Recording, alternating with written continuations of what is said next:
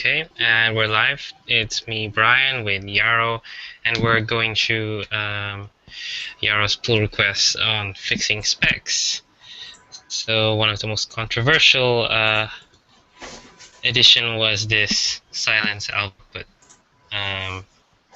hook onto Cucumber, which I'm not a big fan of, to be honest, because it silences all outputs to standard error and standard out.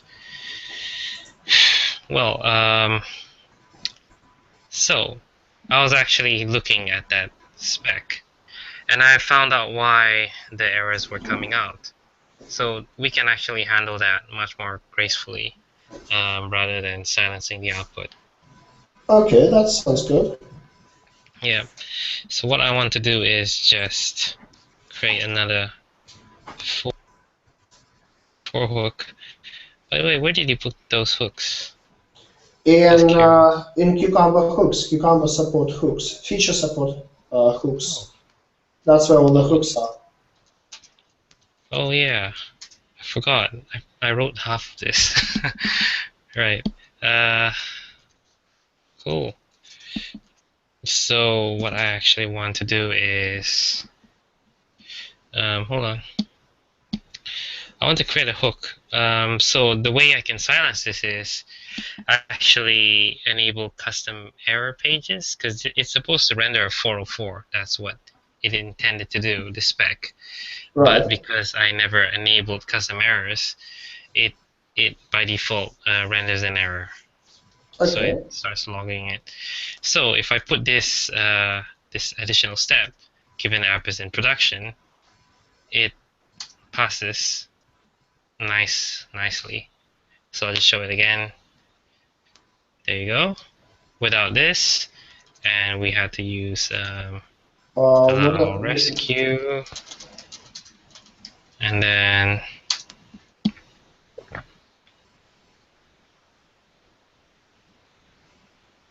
there. Right. What's in that step given app is in production? Oh, it just aliases the current environment to production. All right. Okay. So that allows It enables custom errors for a full page, and that basically that doesn't give the exception. Okay, that's cool. That means we can get rid of the silence output for the profile feature. Yes. This is it actually. Yeah, this is the one. Yeah, that's right. Okay. Okay, hold on. Let me try and find that spec. It's a shame. I'm not in RubyMine. Rails.environment.stub. Oh, okay. That's nice.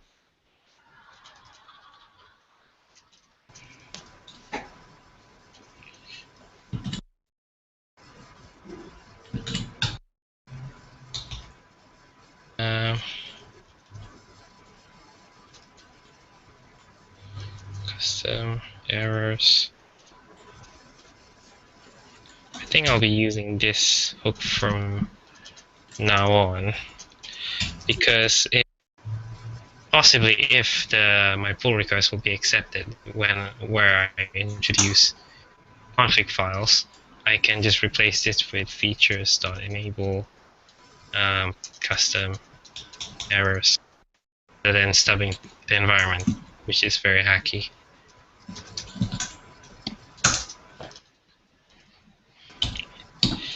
What do you think? Yeah, I think better. Actually, I tried to play around with the custom version for a full page, and then I just thought, okay, this is getting too complicated. And then I decided to just silence it. I mean, since it is an expected exception output, then why not silence it? But yeah, that's a lot better. That's a lot better. In that case, we don't need the two hooks silence output, because that's the only place I used it for. Okay. Well, yeah, that's the only place I used that for. Okay. Cool.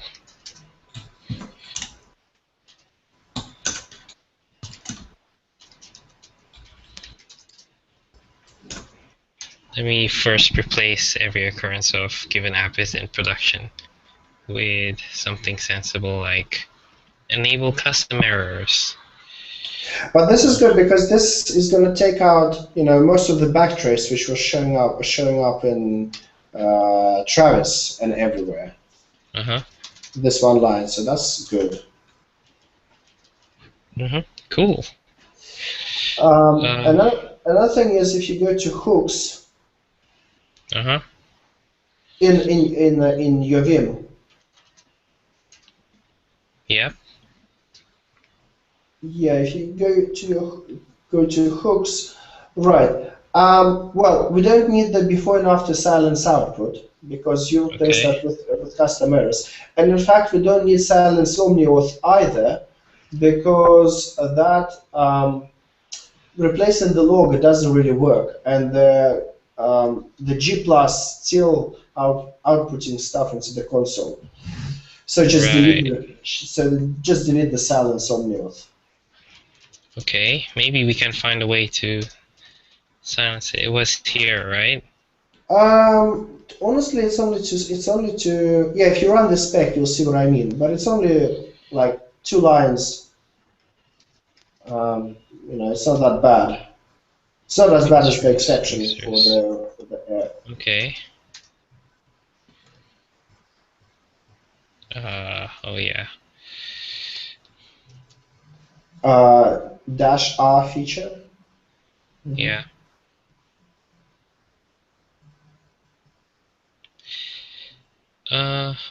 Where is it?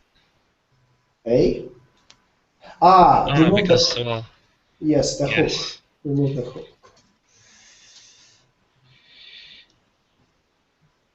So it does work. I don't get it. Well. Okay. I see it. I think there actually is a way to silence the omniauth logger. Where was? Well, I looked in the omniauth gem inside the gem, and I found that it's actually using the logger, and that's why I stubbed out the logger itself in the silence omniauth hook. And it looks like you can actually configure a custom logger.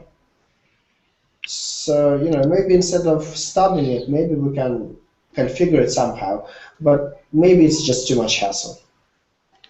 Yeah. See, it's doing something there? Yeah. Deaf silence. Yeah, but people are doing the same thing, basically. Yeah. Omniauth What I really want to do equals login.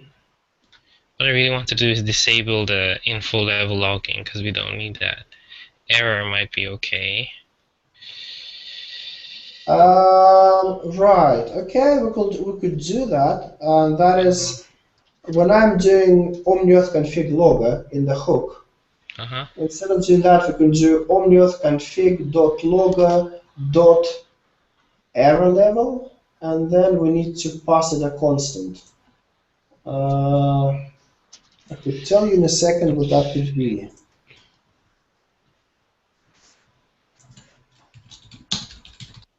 Right.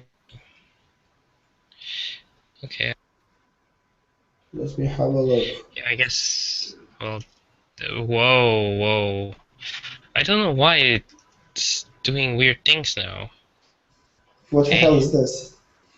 I don't know. This happened to me before. I had to close the session and open it again. I've never had this happen, before, and it's starting to happen now. I don't know what changed. It's very weird. Anyway, hooks RB. Aha, found it. So, in that hook, where is it?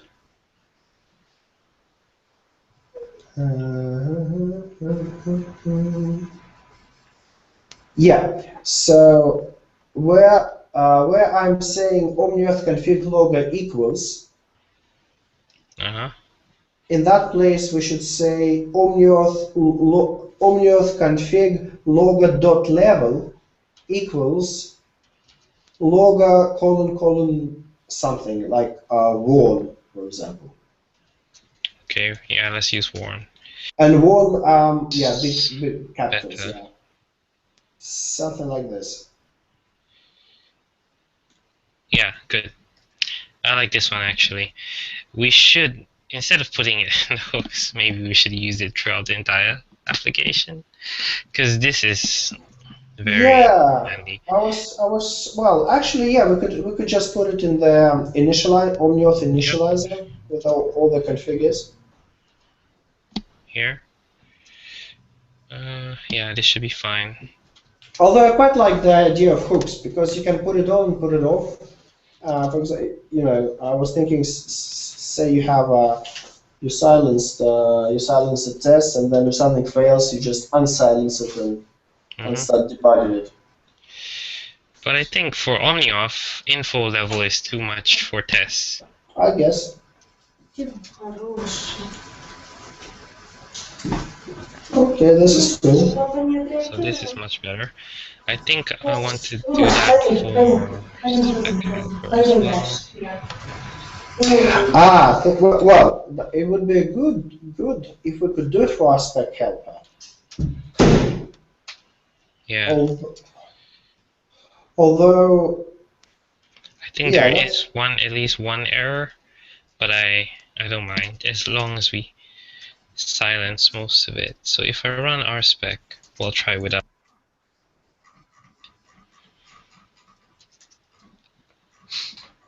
our spec was only in one place in the request spec for authentication.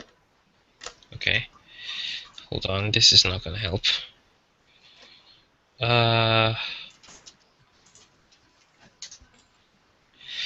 By the way, I'm curious, why did you use temp null instead of dev null? Was there any particular reason? Why did I use what? Temp null instead of dev. Oh, because I was thinking of guys on Windows, because on Windows there isn't dev null. Okay, but I don't think there's a temp null either. Yeah, but it gets created. It gets created in the root directory. We have a temp directory anyway. Oh, okay. So we just That's create a interesting. file. But on Windows, you'd either you'd have to, you'd need to have a conditional, one line conditional, but still. Okay. Okay, maybe it's no longer actually printing anything. Looking at this. Yeah, but have you removed the stubs which I've put into the specs? Oh.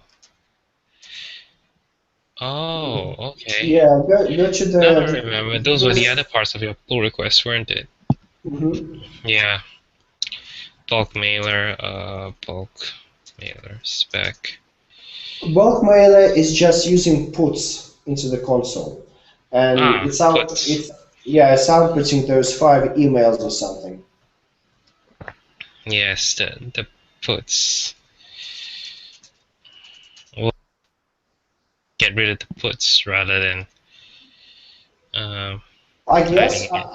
I wasn't sure if that puts should be there, I wouldn't leave any puts at all. but maybe it was like for the console interaction with the user, like telling him what's being We done. can use a logger rather than puts. But logger would still go into the console, right? No. No, it depends what level you do. Ah, right. Okay. Yeah. Okay. That makes sense.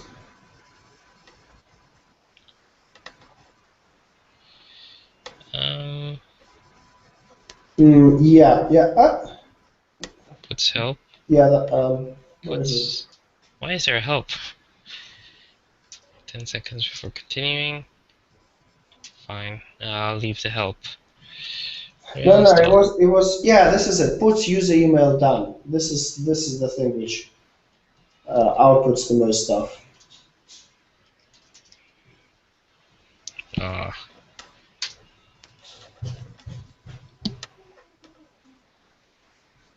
hold on. Let me leave the old one just to find out what exactly am I removing.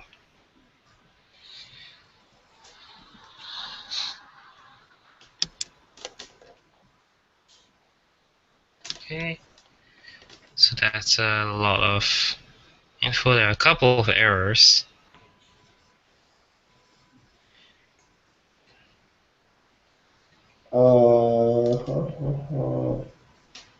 Oh, that's the stub.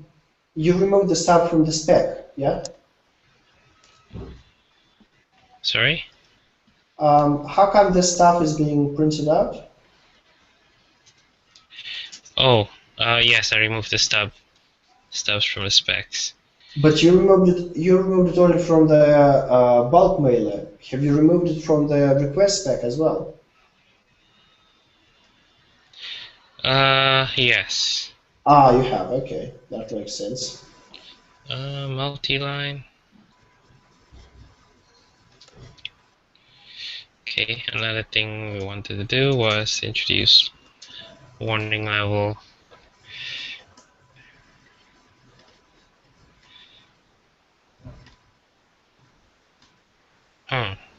In this case, so error still appears, which is unfortunate, but it's a little better. Now, where does my multi-line text block come from? That's from the bulk mailer. Just search for multi-line inside the bulk mailer. You'll find it. Tried it. It wasn't there. So it's actually in Console mailer. Okay, not bulk mailer. Console mailer. should match my multi-line text. Huh. No, those are specs. What? But you're passing that stuff. You're passing that stuff into the console mailer, and the console mailer prints it out with a puts statement. Puts wait 10 seconds, puts continuing.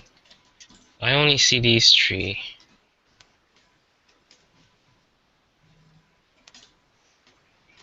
Well, should be another one. let me look for it too. Console mailer.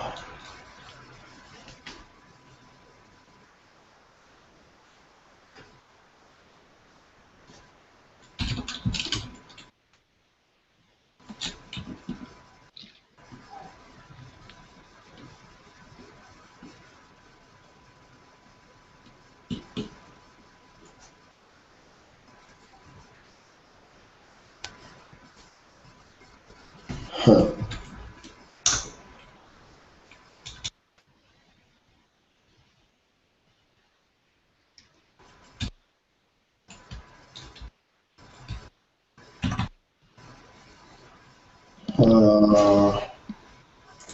Wait a second.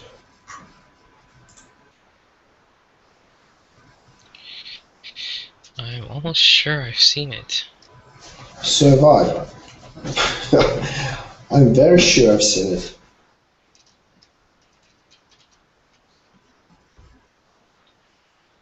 Okay, Agile Ventures bulk mailer spec.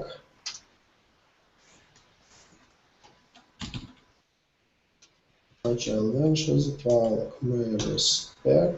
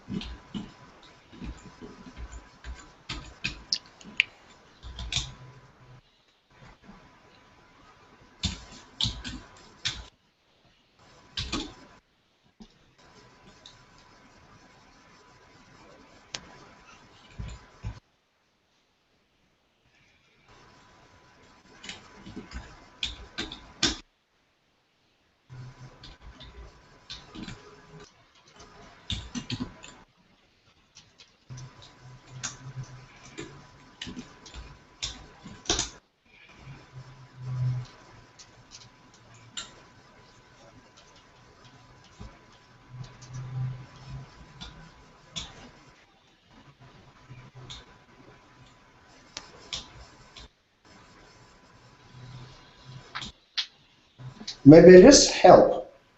Although, no, it can't be.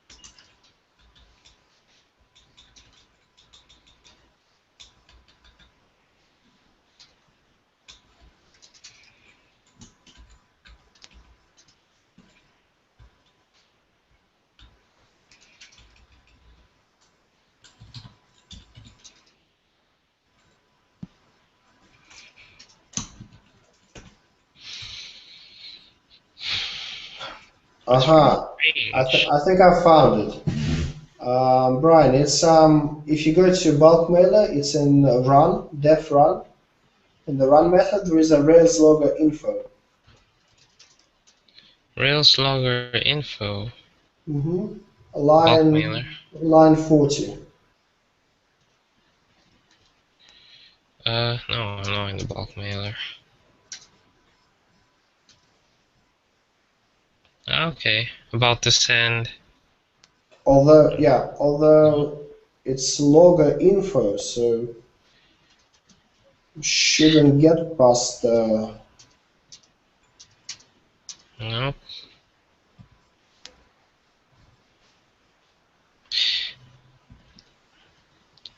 No, I don't think so. It would have.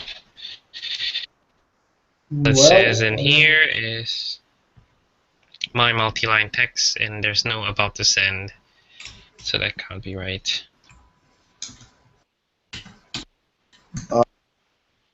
content is multi-line text. Sorry? The multi-line text is passed as the content, and that content is being output in the Rails logger info. Let me just check. Wait, what's PP? PP is pretty print.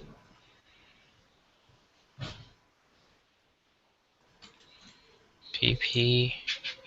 Nice print. So, Okay. so I think that's it. Yeah. Pretty. What is PP?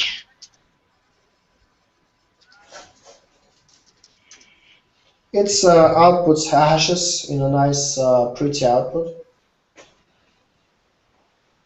Okay. What does that? Um, does that print out anything? Well, it prints out the multi. Well, yeah, somebody. Yeah, this is it. I've just checked it. That's it. It's printing out the that pretty print supposed to print out the multi-line nicely. Uh-huh. So just I guess Getting rid of that? remove that pretty print completely, yeah, and just let it, Ha, I see. So Rails logger about now I see what happens. The info goes to the info and pretty print prints to the console. That's why we're getting just multi-line without anything else. Uh-huh. Okay.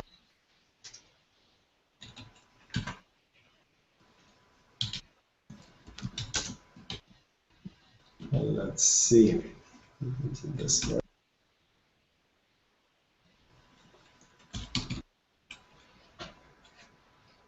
I've changed the log. No, I did not. Why is the... Oh, then why is... Why is Yeah, authentication spec silent? Oh, there they are. that's because you. Yep, okay. Alright, Yeah. so we fixed that. PP solved that. And since it just goes to the log, we don't care how it's formatted. E da da da da. Fine. OmniAuth. Dot Omnioth log is Omnioth is using a logger, so yeah. config. Dot level.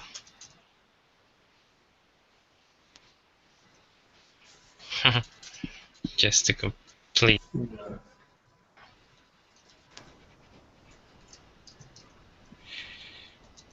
Hello. I Hey guess. John, how are you? Hi, John. Good. I guess if you're putting it in the before block, it.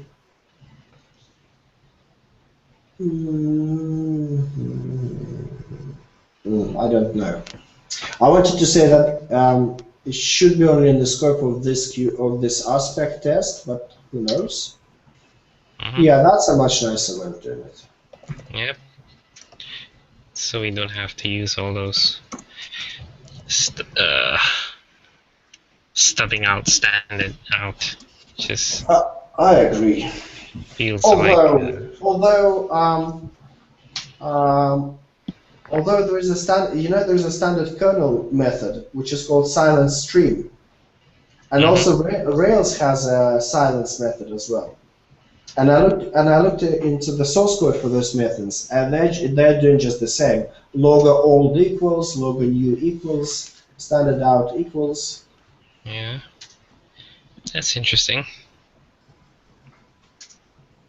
But thing is, they are blocks, and I couldn't find a way how to put the whole spec in a block. Okay. Interesting.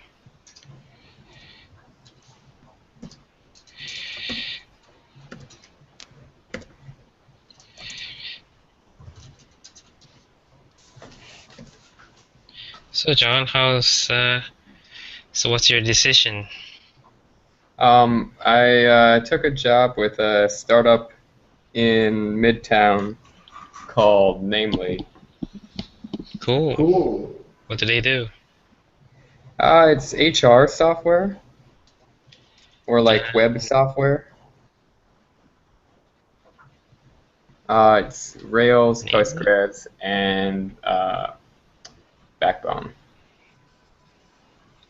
Cool. Rails, Postgres, Backbone. Nice. Backbone isn't too bad. What are they called again? Namely? I'm gonna search Yep, yeah, you for got it. Okay, not one of the top hits, I suppose. Can't be I these think it's guys. the second one there. Namely.com? Yeah. Ah, okay. HR for companies. Cool. Nice. Is that far from your place? Do you need to commute? Yeah, I do Wow. commute. I drive 10 minutes to catch a train that goes 30 minutes, and then I hop to a 10-minute train, and then I'm a couple blocks away. Okay, that's a bit of a So, commute. bit of a commute, but on like if everything's going well with it, I can do it in just over an hour. Cool. Yeah. I always wanted to build an app for HR. Well, I have been doing all kinds of stuff in Microsoft Access for my company, and I was always thinking it would be a good idea to build a good one because all the good ones are like really for really big companies, ERPs, and for smaller companies, I just couldn't find any good ones. Yeah, I have no idea how much that stuff costs. Well, it depends. I mean, it depends what companies they work with. Hmm. You have a dog. As one Yep. of their managers. I met him. Really? Pretty good dog. Yeah. Cool. Nice. By We the have way, a guy Yarrow, there named Attila. Attila, really? Yeah. Attila. Am I still in the about page? Be right back. Okay. Attila.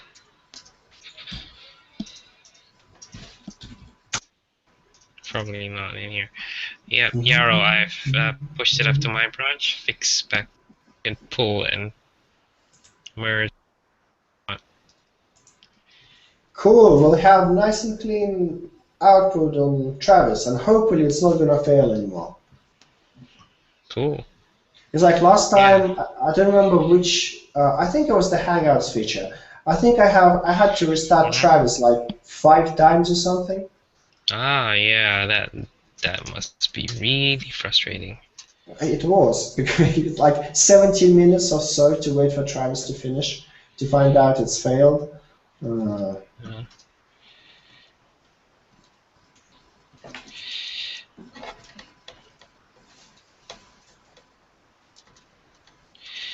Now let me see if I can run. How do you run? Hold on.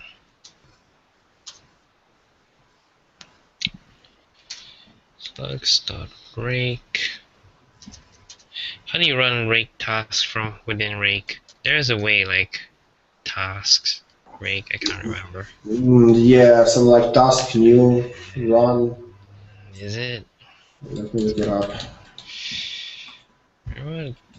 I'll link you the stuff in local support we do for that. Okay, cool. Ah, that's it. Task new.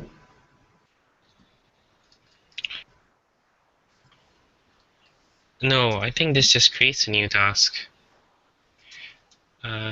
Task.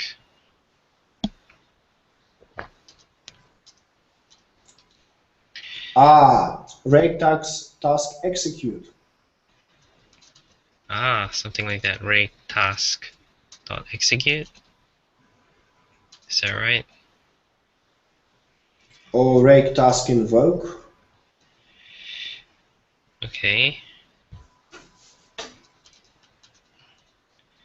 Now how do I rake?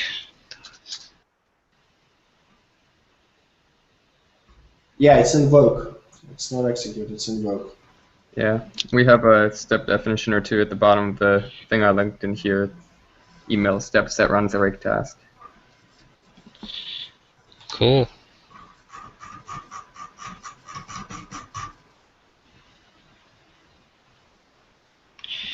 Rake task, define task. Invoke. Okay.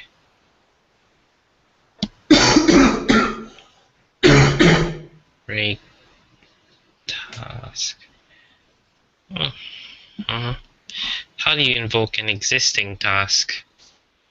Because I would just want to invoke RSpec.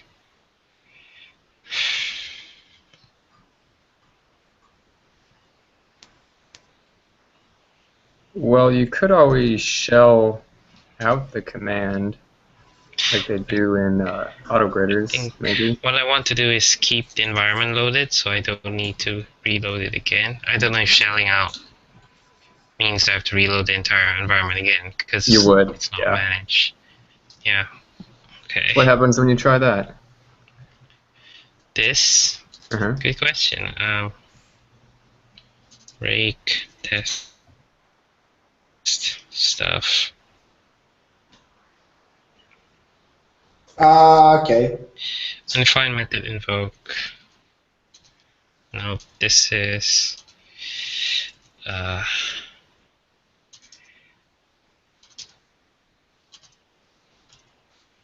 inside task. I'm sure there's a simple way. No, rake task. Ah, there we go. As a hash spec. Now how do I put arguments to it? Rake spec.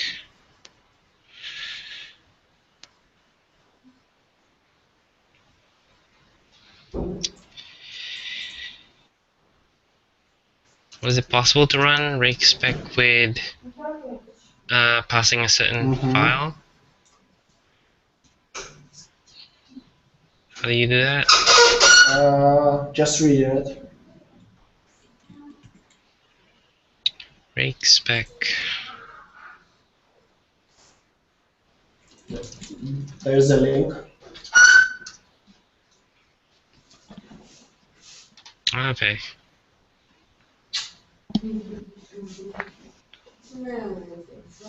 Ой, да, это замочено страшно. Пойдем, открывай, видишь? Well, this is not exactly the thing, but maybe it gives you an idea. Mm-hmm. Yeah, spec ops.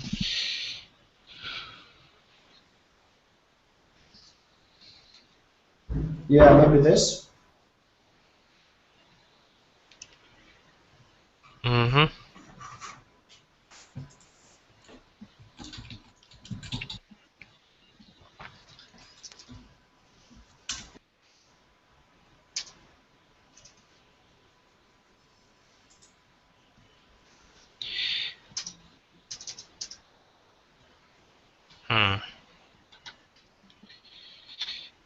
Probably need to pass a specific argument to it. What do you want to do? Rake spec specific file, because I want to try running that test like 1,000 times or something in order to hit one failure. I'm not sure if... On a local machine? Yep. Just that specific test that I know I'm targeting. So rather than I'd rather write a rake task that invokes the environment, so it keeps that around, and then it'll be hitting that test multiple times. So let's see. Yeah, that's a good idea.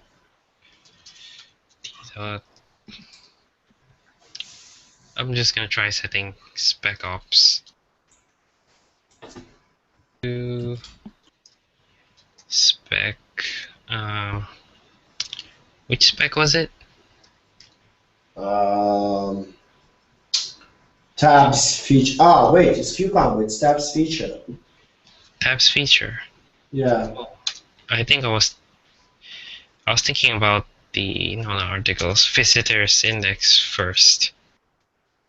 Oh, right. Then it's the Visitors index. Views visitors. Yeah, that's right. Yeah. The thing is, there's even an easier way of. Well, I mean, no, there isn't an easier way. Well, kind of is. Thing is that that view is using a helper method, display time something, and ideally that helper method should have been stubbed. So the view specs just display whatever that method returns. Okay. I didn't bother stubbing that display method. I just decided to stub out time. Right.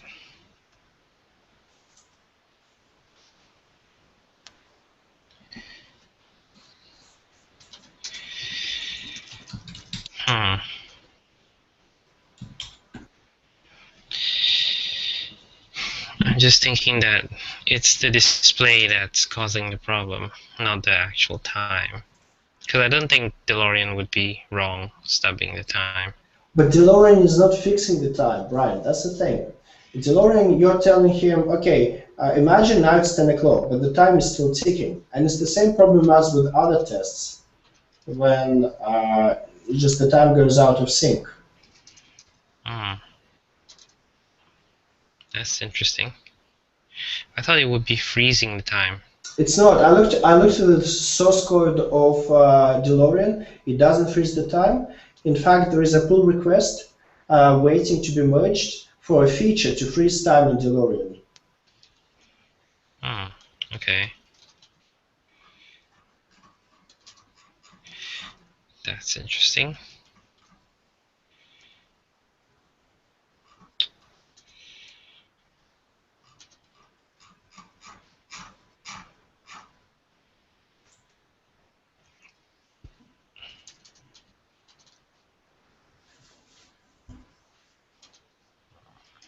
Let me try and evoke it just once.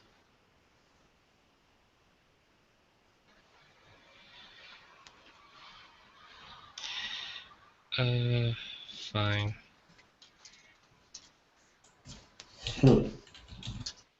How do you run an aspect array task? RSpec is deprecated, calling from blah blah blah blah.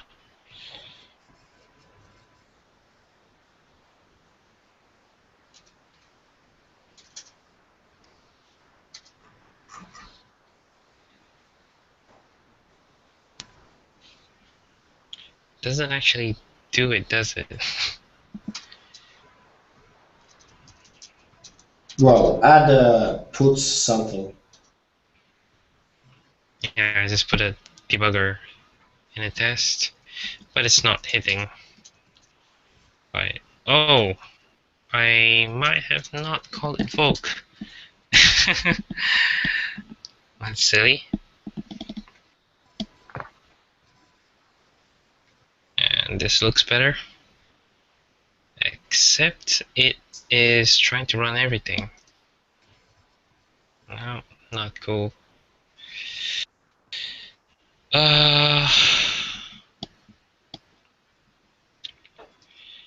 Rake spec rake. There must be a rake task for a specific file. Rake. Are you in Teammate? No. Okay. Should I go on teammate? Or No, do you it's guys fine. want to teammate in? No, don't bother. It's fine. Okay. Rake spec.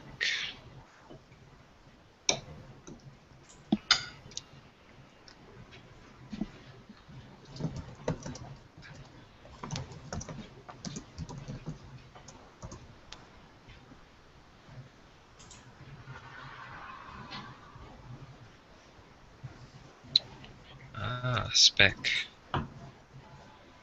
Perhaps it's not.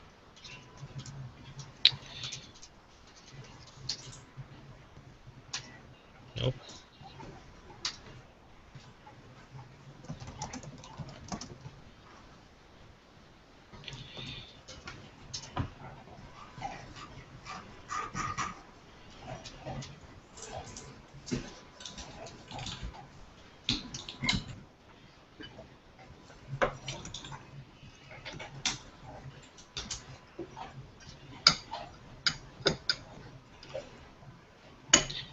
Archive, RSpec path. Okay. Now what if I? Nope.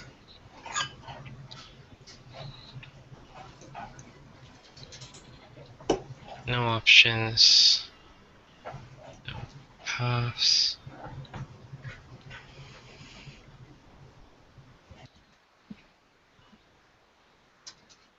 Ah, I found this option, which is test files equals. Uh-huh.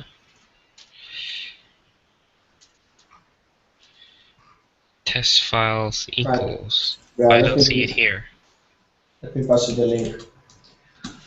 File and error, file jar, file pattern.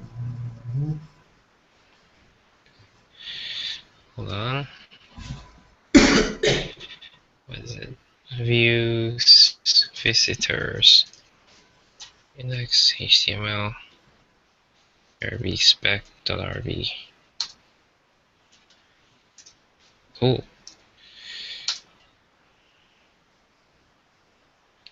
Spec views. Ah, this is good. Yeah. Yep, I've got it.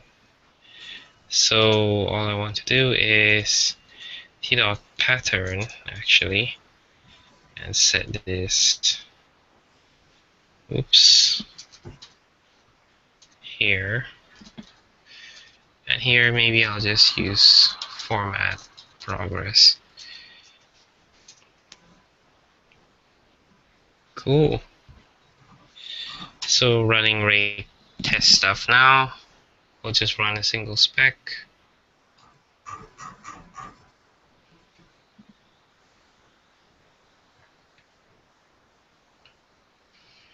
Okay, hasn't failed so far, so let me give it a real test. 100 Yes. times. Mind you, it never failed in my machine. Okay. How many times did you run it? Oh, I don't know, 50 maybe? Darn. It doesn't respect 100 times. I can't just put it in a loop. I guess so. I haven't written for loops in Just ages. do while true. Yeah, just too infinite.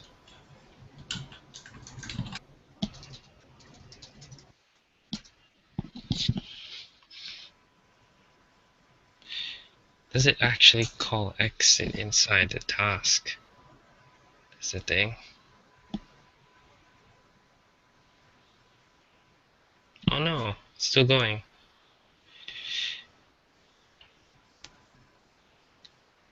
Or not. Maybe the task is just cached. So when I try to... Add some output to it.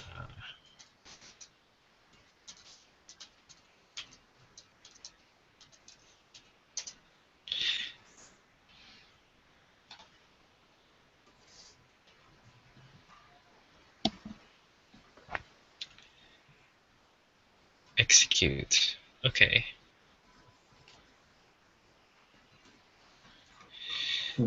So what I really want to do is execute it. Perhaps 100 times will work now. Because how Rake usually works, it remembers what tasks were run, and then it caches, so it doesn't rerun them again. So I'm trying to force it to rerun. There you go. So it's running again. I wonder why it needs to bootstrap again. That's gonna take a while. I'm not gonna let it go 100 times. I think I'll just let it keep going until I'm satisfied that it isn't broken. So while we're waiting for results, anything interesting happening lately in Agile Ventures? Yeah. Sam has written up a declaration. Oh. A declaration? No, a constitution. Or whatever. To one of those. Well, basically, he is opening a bank account. He was told for the non-profit he needed to draw up a constitution or declaration, whatever. So he did it, and he sent out links in Slack to have a look at it. And well, that's kind of curious. Okay, I think I saw that link. I haven't actually followed it. That's interesting. I'll definitely have a look at that.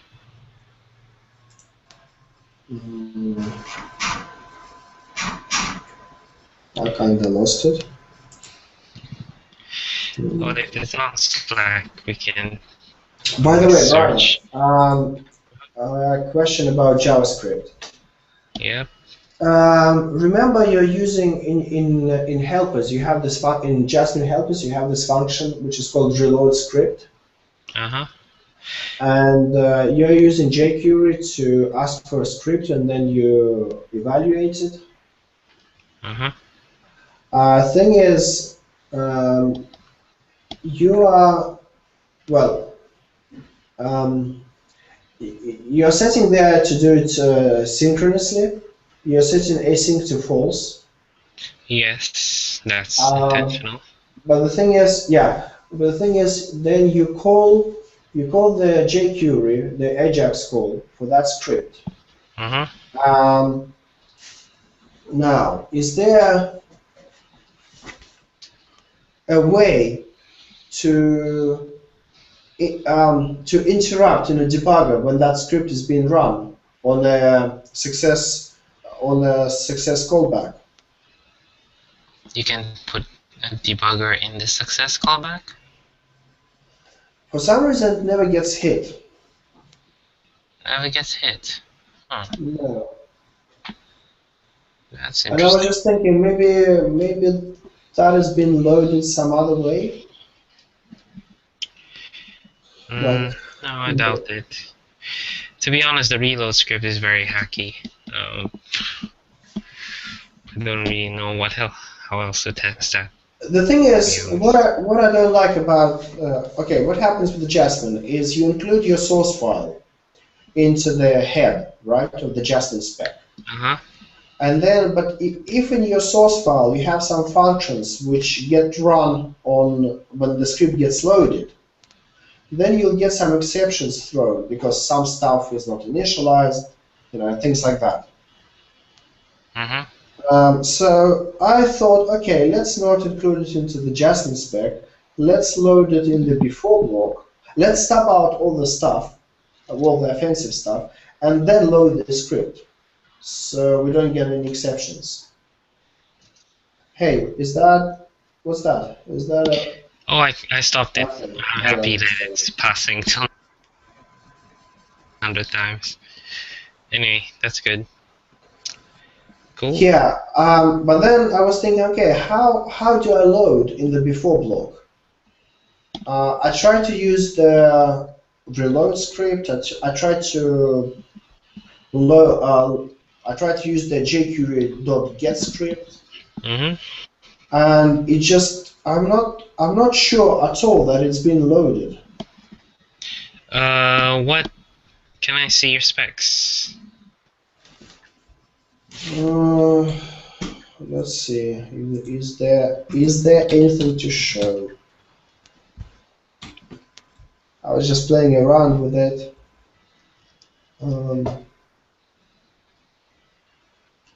Well,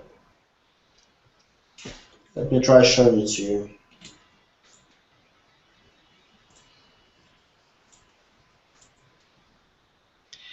Yeah, that would be helpful.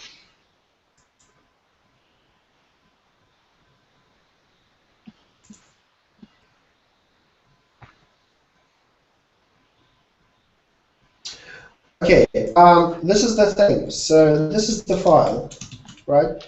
And I have this register init function, which is being called when the file is loaded to attach an event. Now, when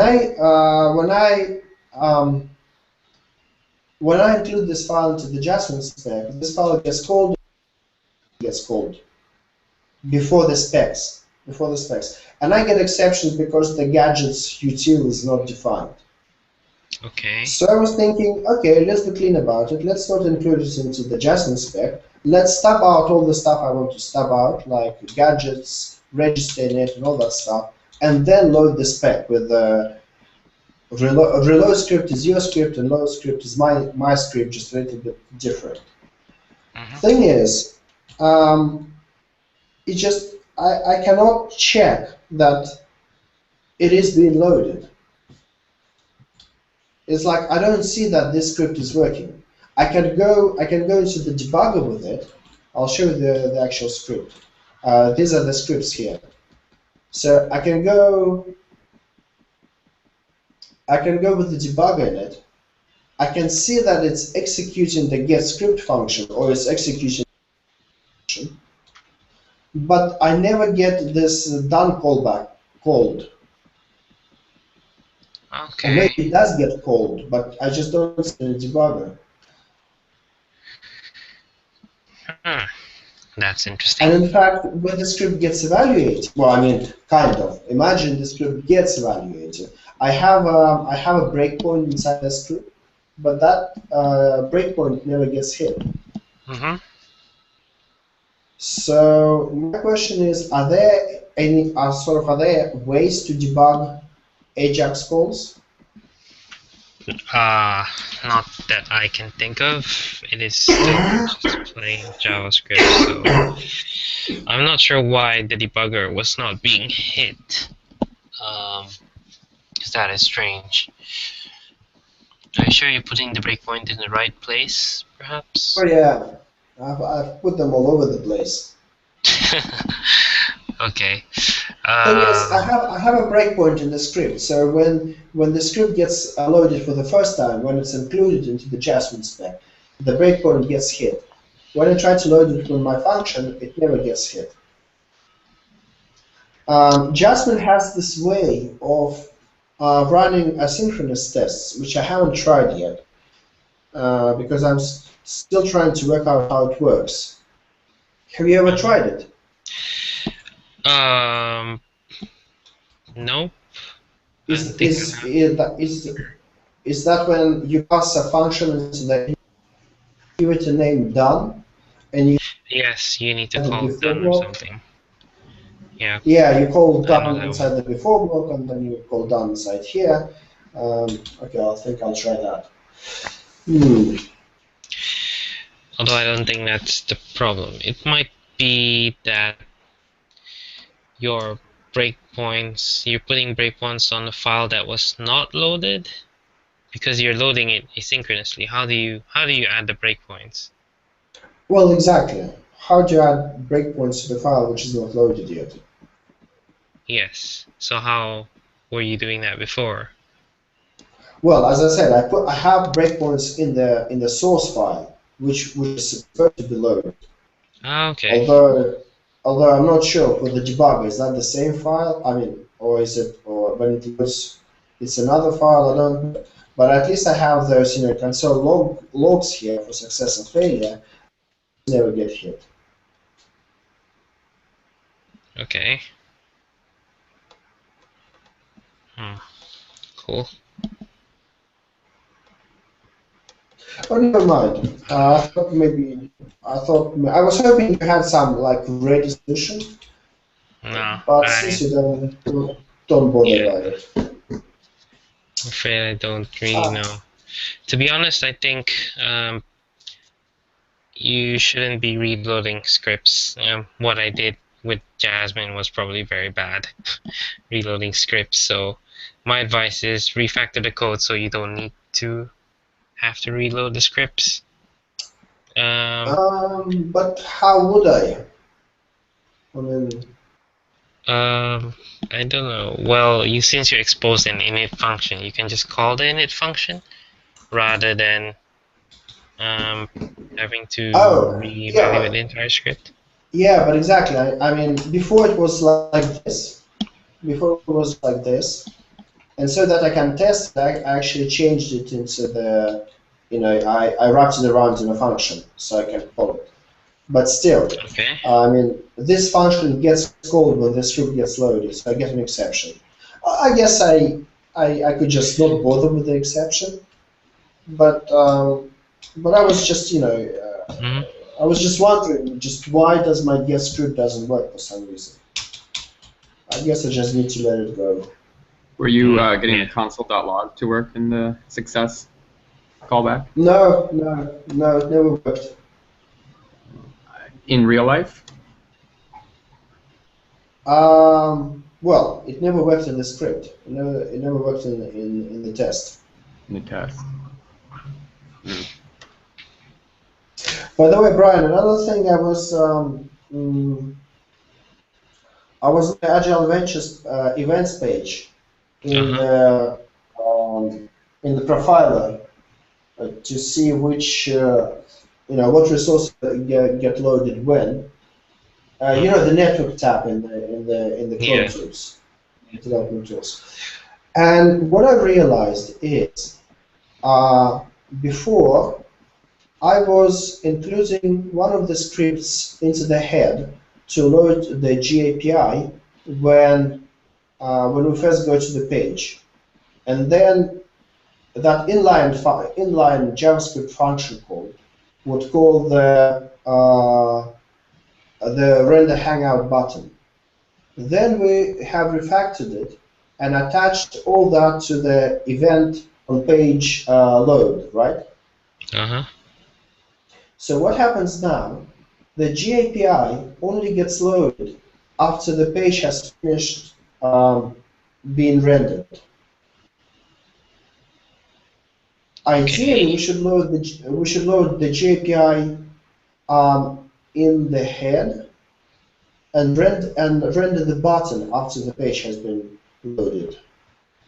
So I was thinking maybe now we have functions which are attached to website one object, which get called when the page has loaded. Maybe we should also have functions which get called when just at the start of on another event like page change or something, or page start rendering. Okay. Um, I think the reason why we moved it to an async call was because there was no at the time there was no guarantee that the Google Hangouts script will be run before hours. So sometimes you get the Hangout buttons not rendering, that sort of stuff. I think if since it's not a huge performance hit, I'd rather keep it this way because it's working. Scroll down in the network. On my computer, it's about 3 cents extra. 3 seconds It's extra. like, yeah, like double the time. No, I'm not getting anything like that.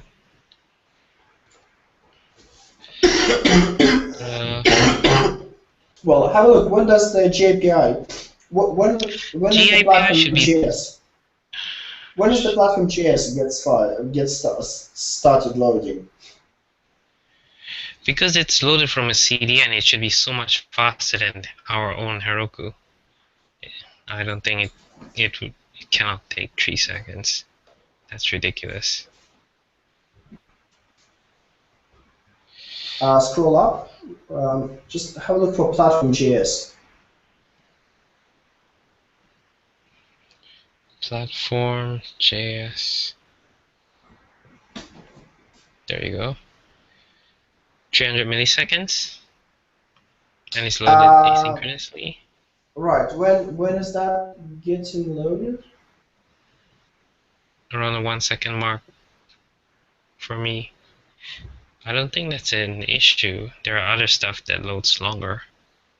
No. I'm not talking about length. I'm talking about the time when it starts loading. 1 second. But That is probably after the DOM itself. wait a second. Right. Wait a second. Go to the website one develop.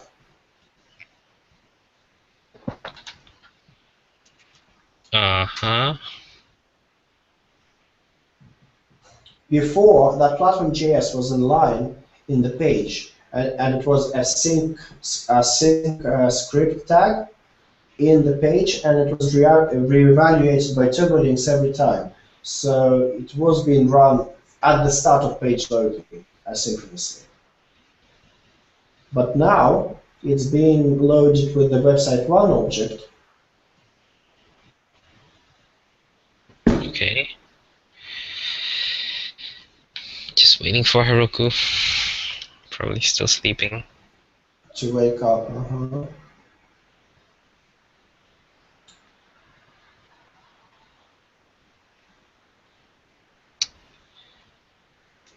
This is a long time even for Heroku.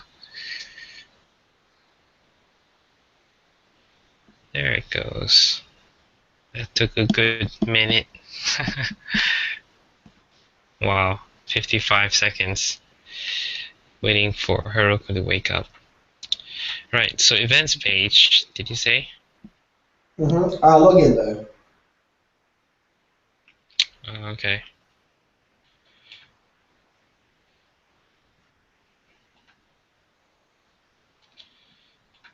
Show page? Yeah, the event page. Please refresh the page to load the Hangouts. Yeah, that's yeah. I put it there just to see if it ever happens that we don't load it, and it is happens. That's another thing I wanted to speak to you about. Refresh the page. There's an interesting thing I found about TurboLinks last night. Uh-huh. Okay, refresh the page, and now look for platform.js and have a look where it gets loaded. Uh, See, it gets loaded after the page has been rendered. And that's because it's been uh, attached to the website one init function, which you call on load event. So okay. ideally, we should call that platform.js somewhere at the start of loading, somewhere at the top. Yes, we had that before, but it wasn't working very well. But it wasn't working very well for another reason. I mean, I had it at the top, like in the first pull request that I've done, where I had that function calling line. I had it at the top, mhm. it was working fine. But the thing is, I mean, platform.js, it's not very big, it's only 80 bytes, right? Yeah. Could we just put it into the, could we just put it into the Uh, assets? okay. This is a Not the bug. file, yeah, I'll tell you about it in a second. But anyway, should we just put that call, load JPI into the application JS? Why? We Well, don't not need application that. JS. I mean source the file because now it's tabbed out in the application. Uh-huh. Now it's tabbed out, Yes. I did that on and purpose.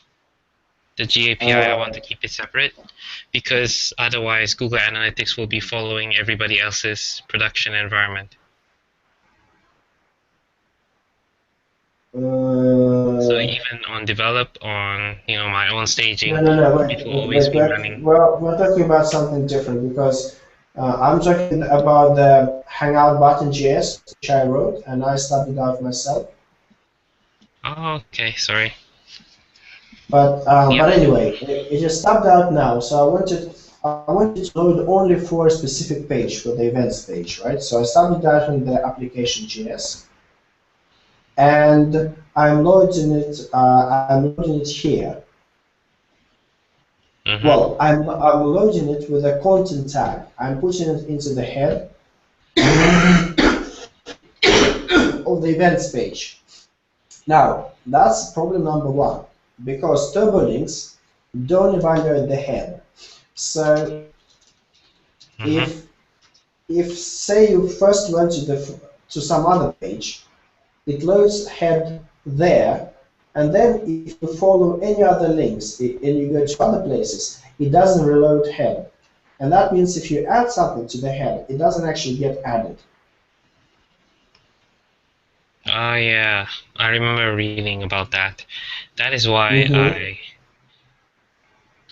yeah, that But if you is refresh the page, it reloads the head completely, including the file which was included with the content tag. yes. That is probably why we shouldn't use content for scripts because the head is cached. Yes, the head is Yeah, completely cached by that's um, one thing. That's one thing. TurboLinks. So I wonder why we put up with TurboLinks to begin with. Well, no, it works well. I mean, it's quick, isn't it? It doesn't But how cause much? that much of a problem. Yeah. Okay, so right, we cannot use content 4 now. But that's okay. I'm just thinking. I think I'm gonna go back the way I did it the first time. Just Uh-huh. have just a JavaScript tag at the top of the page, which would load the platform JS asynchronously. Have an async script tag, and that Well, would fire it. there's nothing Hmm? wrong with using the current implementation, just don't use the content for and just have a in-body script tag loading the source. That's what we Yeah, but did before. that's what I'm saying. That's what I'm saying. But Okay. that would load the yeah, but I want to load the I want to call the function to load the GAPI as soon as the page is being rendered, not after it has finished being rendered. Okay.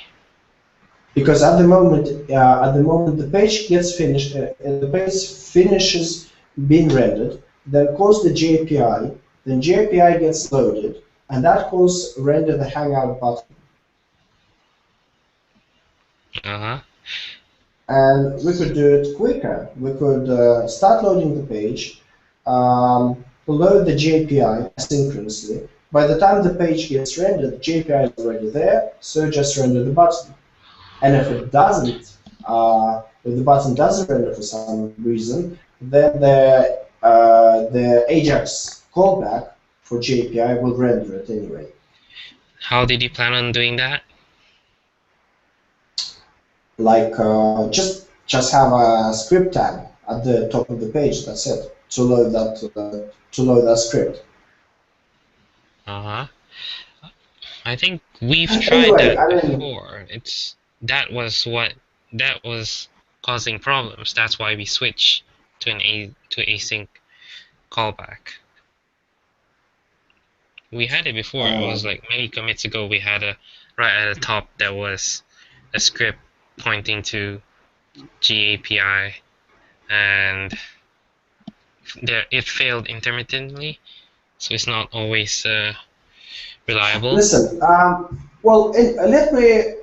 I find it difficult to explain what I mean, but let me do it anyway. I'll show it to you. Yeah. Okay.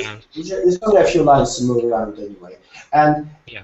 in any case, I need to fix this bug with the Yes. head. Please do. I want to roll That's this out. that's not a problem at all. Yeah, but the head was a surprise. The head doesn't get reevaluated. I thought it was, for some reason, I thought that when TurboLinks loads another page, it looks at the head. If the head is the same, doesn't do anything, if the head is different, then just adds the additional script tags into the head. And it turns out that it just doesn't evaluate the head whatsoever. No. That's the reason why TurboLinks was supposed to be fast. It only focuses on the body rather than the head. Yeah, because we've never really tried Content4, we've never discovered that, and we've always had just a single script, or I mean the single script in the head, or adding them. Anything extra goes in the body. That's why we avoided that problem for a long time. I wonder though, do we have Content4 somewhere in the project? Not for scripts. I think that was introduced recently, wasn't it? Yeah, well, John told me about it. Like, yeah, he suggested I should have it, and then I sort of played around with it, and I said, okay, why not? Let's have it. And it I probably think works I better used with it Railstree. Let's see. Well, actually, we do have it in some places. Content4, not for scripts, certainly. Okay, content for title, nobody cares. Yeah, content for title, that's perfectly fine. It's scripts. Okay, we have content for scripts in the head, but that's okay because that gets rendered in the application. And we have it in events, which is mine, which I'll change. So, okay.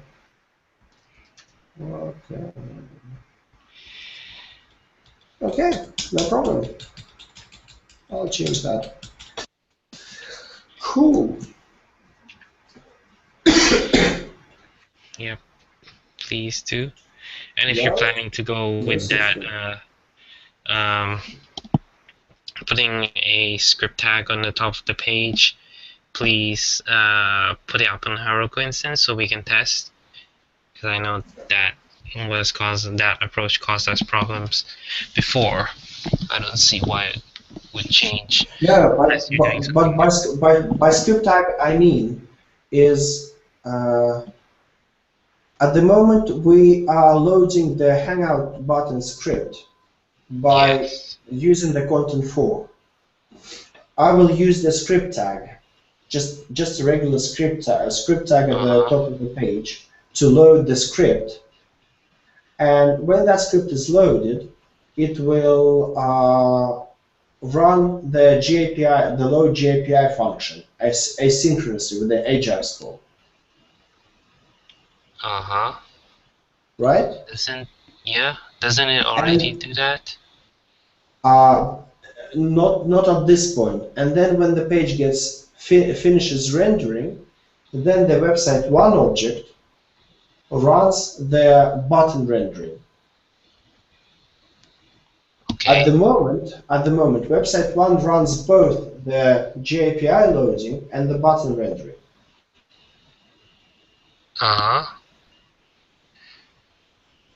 So the only difference is going to be is that the script, which has the Hangout button script, will call the load GAPI function before the page finishes loading. And that was that's what I had in the first iteration, except that I was calling the rendering function not by the website one object, but by the inline script. I see what you're trying to do. Yeah. But at the same time, the GAPI then was being loaded at the start of the page, not at the end. Okay, honestly, maybe it's not like much of a profit here. Probably not. Because the scripts will be run almost exactly when the DOM is loaded already. So I don't think there's a huge difference between when the scripts are all run and like when the DOM is fully rendered. I mean, you can try, but I don't. It's difficult to say with caching and stuff.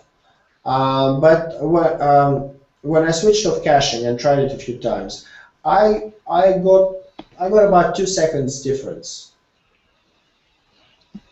Like 3 seconds altogether, but 2 seconds. I got about 2 seconds difference. But never mind. I mean, this is more of an exercise, than a real profit in saving some time. Yeah, fine. I mean, I'll be curious to see what you've come up with. I think refreshing the page is good enough to bust the cache with the Chrome DevTools opened, if I recall. Because by default, probably, although hit the gear icon. I remember something about that. Disable cache, yeah. Yeah, disable cache while DevTools is open, yeah. I thought oh yeah, this is a new setup. Well, fine. Yep. Forgot to set that. Let's have a look. Let's have a look at the network. Okay. It loaded pretty fast for me. I didn't feel anything more than 2 seconds.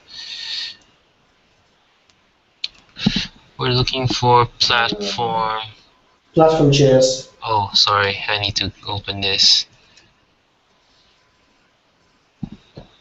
But reload the page though. Yeah, I reloaded the page. GAPI is already there. Here you go. Well, at 400 milliseconds. Doesn't seem.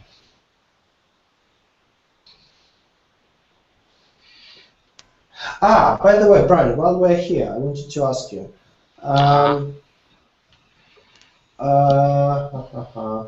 Scroll up a little. I was looking at all these things which were delaying the page loading, Uh, and okay, so it's HTML, CSS. For some reason, the fonts are being loaded like quite slowly for me. fonts. Yeah, if you scroll down a little bit more, the red ones. This one. Yeah, Web see fonts. those? Yeah, those two. No, I don't think this is a problem. No, at this point at least. It will still render without the fonts, I believe. And just replace it later. I think the blue line is the actually when it renders itself. Um, you mean like shows itself Yep, to the user? yep. No, the blue line is DOM being rendered, and the red one, just point at the line, it should show you. Yeah, DOM content loaded. But And the red then one? load event. Ah, load event, right, okay. But when does it show the page? Around the blue line. Yeah? Yep. So it's around the blue line. Right, okay.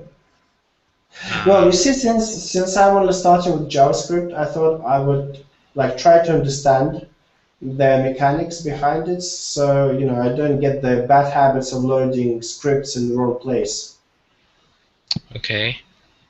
So I started looking straight away at the network panel and see what happens when it's low, or when it loads, what happens. Yeah, don't worry about all this stuff.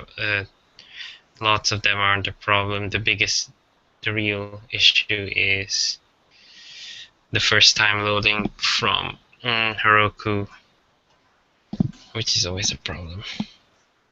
Although I was very surprised, I was watching a screencast and they were showing that adding a CSS shadow to buttons on the menu like considerably slowed down the loading of the page.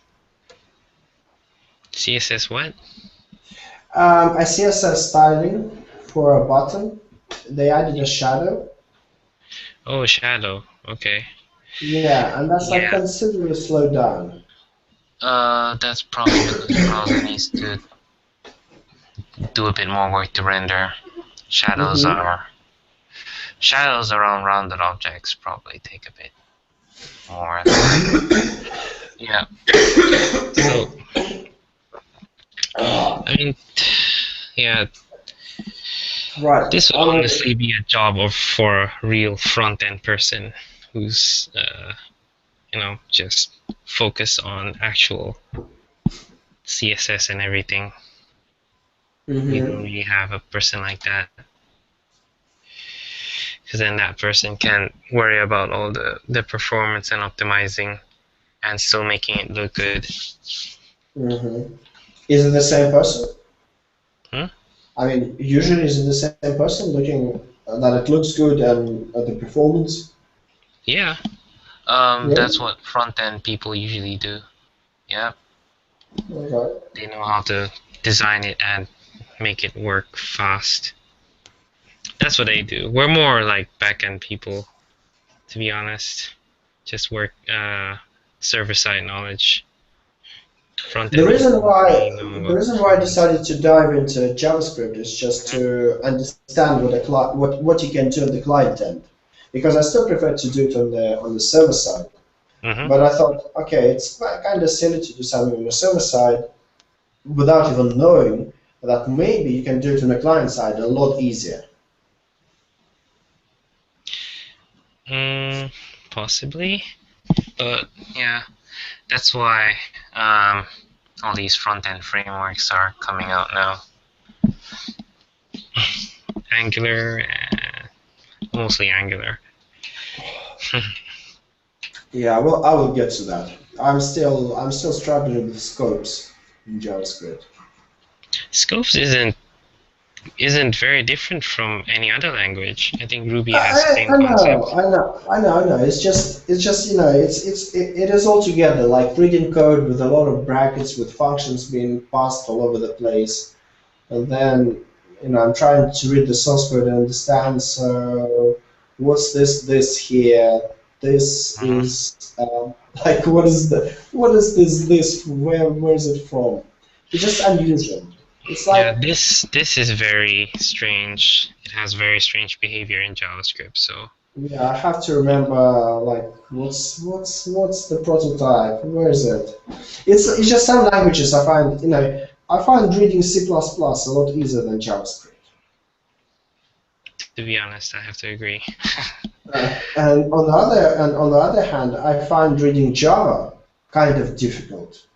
Why? I find Java a lot easier to read. I don't know. Well, Java is very verbose, you could say, and it's all like big words around there. But I don't know. I just find it. Mm, I kind of no. That's all right. It's not that difficult to read. It's just I just don't like reading it. I guess. Okay. I just don't enjoy reading it. Interesting. Cool. Anyway, On the other hand, Ruby, that's what I really enjoy reading. yes, Ruby is. I haven't seen any other languages that come close to Ruby. No, neither have I. Right, Well, Brian. okay, yes. It's good we fixed that, and I'm really glad we now get clean output of tests. Mm-hmm. Yep. Um, Just try and speak with Sampriti and get that merged with his fixes, I because this will. actually, yeah. I asked him to do a pull request to my repo, so as Mhm. soon as he does that, that will get into this pull request Okay. automatically. I guess. Yep. Because this did come as one story, and there was no no reason to split that up. Sure. It's just I never knew. Well, actually, thing is, I found out by accident that he was working on it. Mhm. Because I started talking Okay. about it in Scrum, that we should fix it, and then I started fixing it, and then suddenly he said, "Well, actually, I'm actually fixing that one as well." I said, "Okay, so Okay. let's split it in half. You fix this too, I'll fix this too." Mm-hmm. Why didn't you just pair on it? That would be the perfect chance. Because I was ill, like in the last 2 days, I was lying down in bed all the time. Okay. I was just lying down flat on my back, but with a laptop, and I was kind of programming with one hand, but there's no way I could pair. Mm-hmm. No, that's Right. how I Are you wasn't feeling better doing. now, though? Oh, I feel a lot better, but still ill. Hopefully, in the Uh, next 2 days, I'll recover completely. I hit the turning point finally, but like yep. last night, I had, I don't know, about 38 temperature. Like, 38. yeah, 38 sweating. God damn, that was bad. Yikes. You should get some rest. Probably staying up late doesn't help. Yeah, that's right. But I slept most of the day, so yeah. But you're right. I might as well go to sleep. Yeah. Right. I'm See turning you in as well. around, mate. I'll Yeah. be around at the weekends. So if any questions, drop me a message in Slack. Sure. Yeah. I'll try and get that fix done as soon as possible so I can merge that in before I push everything to production. Well, yeah, it depends on. You mean the Hangout thing? Yes, the Hangout thing. Yeah, I will do that tomorrow morning. I will do that tomorrow morning, and Okay. also I will. Um, Also, I'll push the application code to the repo. It is on my fork now, so it is actually readable on my fork at the moment. Okay. It's just I haven't pushed it yet. But yeah, we'll do that tomorrow morning. So Cool. hopefully we can do it over the weekend. Sure. Sure. Okay. Have a good night All then. right. Yeah. You too. Yeah. See you. All right. Bye bye. Bye.